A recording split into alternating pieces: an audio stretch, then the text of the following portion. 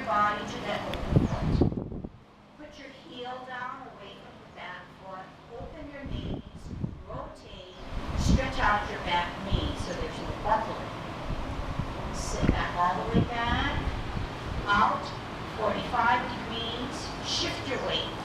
Put your heel out away from the back foot, rotate, stretch. Sit back all the way back, 45 degrees.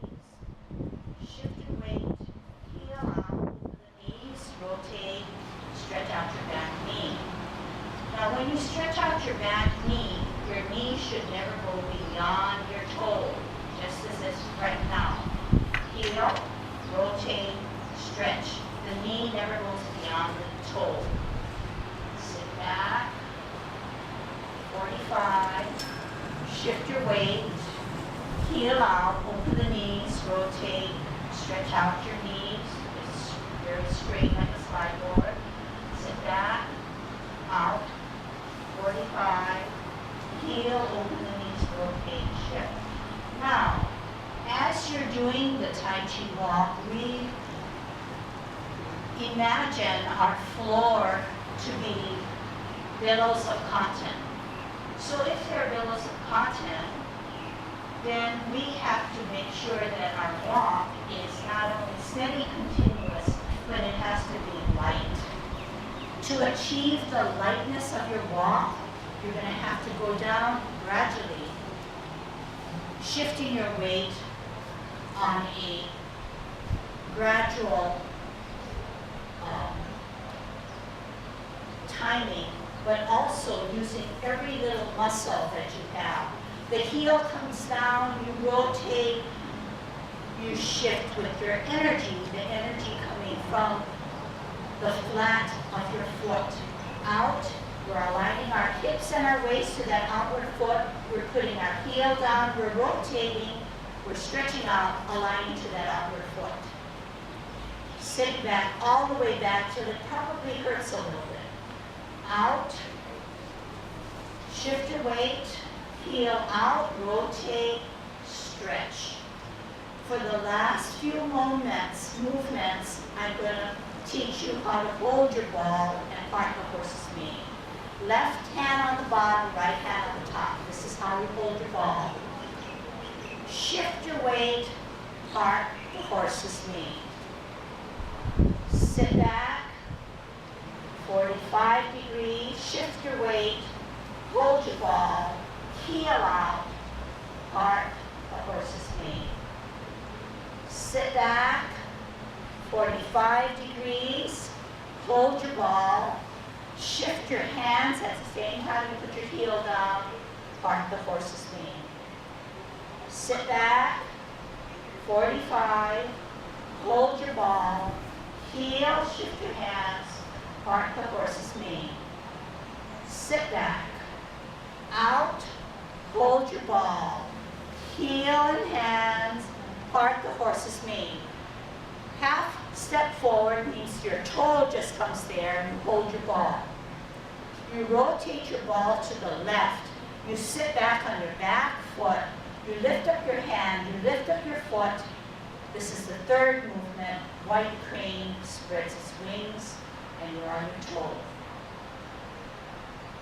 Okay, so all the principles in which our movements have to take place. So we learned that one, we have to be in our Tai Chi posture. We said when we did our Tai Chi walk, I wanted you to be careful and try to remember to do everything I did and notice where my feet and my foot were positioned. So here is the reasoning and the verbiage that goes with what you just did. When we started, we said hands at your waist. We said that we would have our Tai Chi posture, and we would pivot on our right foot, and we would position our body to our outward foot.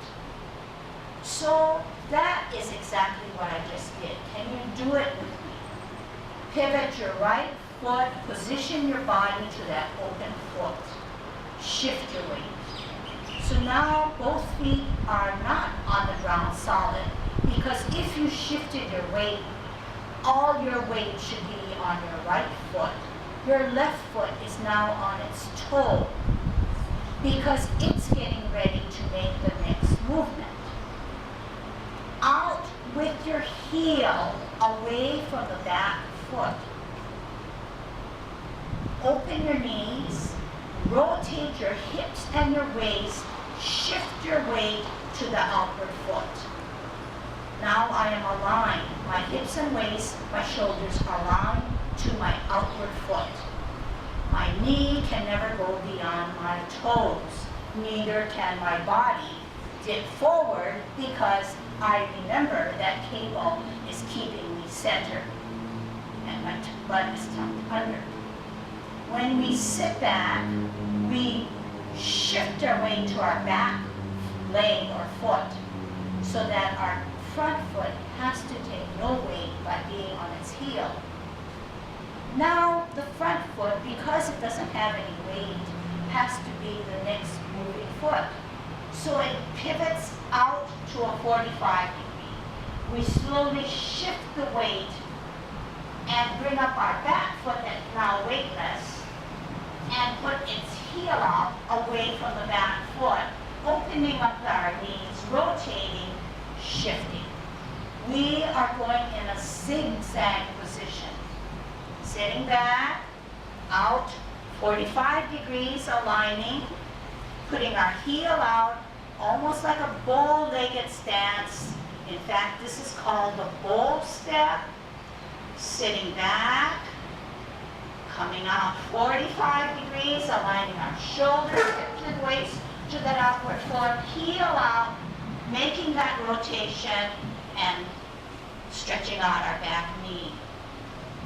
Okay, so this is the basis. The Tai Chi walk is the basis for all Tai Chi. It can be boring, yes. It could be taxing, good, okay? And what we're trying to do is not only give you good form, but also try to build up strength. And do it in a way that you're shifting your weight and keeping in that squat position.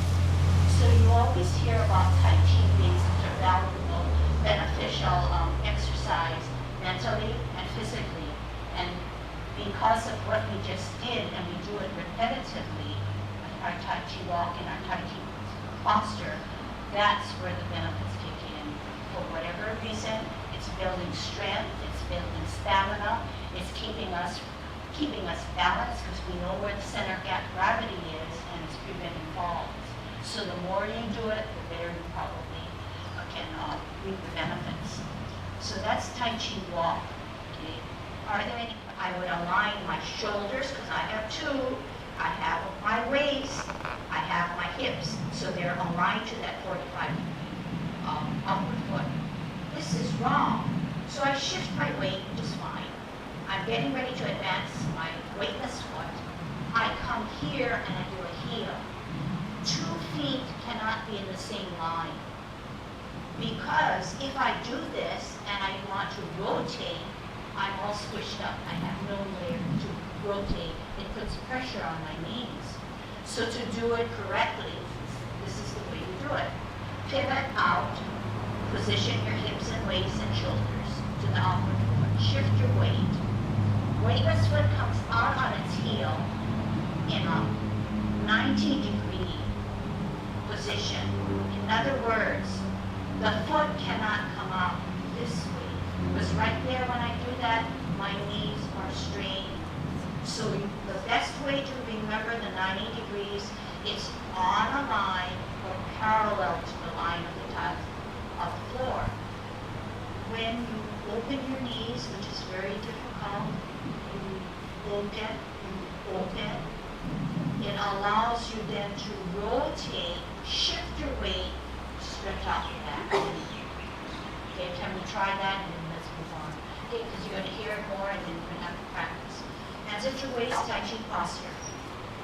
Feet together. Tai Chi walk. Pivot on your right foot, 45 degrees, align your shoulders, hips, and waist. Shift your weight. Out with your heel, away from the back foot, making sure that it's on a line or on 90 degrees on your front foot. Open your knees, try and open it. Rotate by shifting and stretching out the back knee. The other side now. First, sit back all the way back until it strains a little bit. Then pivot out 45 degrees. Shift your weight. Put out your heel away from the back foot. Open the knees, rotate, stretch out your back foot. Align your hips, waist, shoulders, and your glutes, which is your head and neck. One more time. Sit back all the way back. Out 45. Shift your weight. Align. Heel out. Open the knees. Rotate. Stretch. One more time. Sit back all the way. 45 degrees. Shift your weight. Align. Heel out. Rotate. Okay, good. Sit back. Okay, so the longer I draw out the calls, the more, hopefully, the clearer you are in getting to your position.